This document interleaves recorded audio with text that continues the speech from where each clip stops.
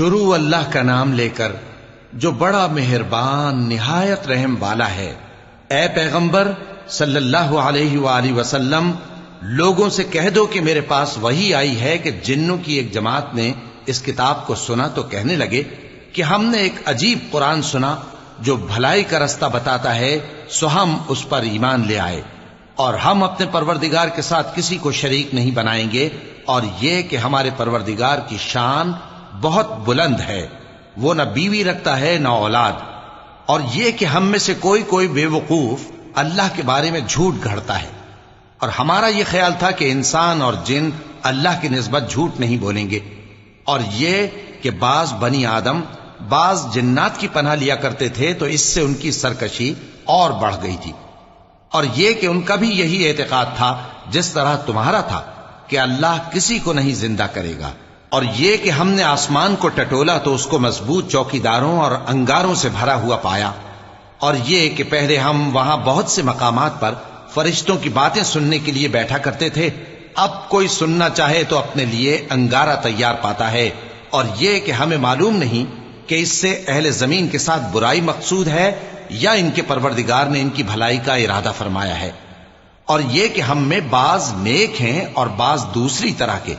ہمارے کئی طرح کے مذہب ہیں، اور یہ کہ ہم نے سمجھ لیا ہے کہ ہم زمین میں خواہ کہیں ہوں اللہ کو ہرا نہیں سکتے اور نہ بھاگ کر اس کو تھکا سکتے ہیں، اور جب ہم نے ہدایت کی کتاب سنی اس پر ایمان لے آئے، سو جو شخص اپنے پروردگار پر ایمان لاتا ہے تو اس کو نہ نقصان کا خوف ہے نہ کسی طرح کے ظلم کا، اور یہ کہ ہم میں بعض فرما بردار ہیں اور بعض نافرمان ہیں، تو جو فرما بردار ہوئے وہ سیدھے رستے پر چلے، اور جو نافرمان ہوئے وہ دوزخ کا ایندھن بنے۔ اور اے پیغمبر صلی اللہ علیہ وآلہ وسلم، یہ بھی ان سے کہہ دو کہ اگر یہ لوگ سیدھے رستے پر رہتے تو ہم ان کے پینے کو بہت سا پانی دیتے تاکہ اس سے ان کی آزمائش کریں، اور جو شخص اپنے پروردگار کی یاد سے منہ پھیرے گا وہ اس کو سخت عذاب میں داخل کرے گا، اور یہ کہ مسجدیں خاص اللہ کی ہیں تو اللہ کے ساتھ کسی اور کی عبادت نہ کرو، اور جب اللہ کے بندے یعنی یہ پیغمبر صلی اللہ علیہ وآلہ وسلم اس کی عبادت کو کھڑے ہوئے تو کافر ان کے گرد ہجوم کر لینے کو تھے۔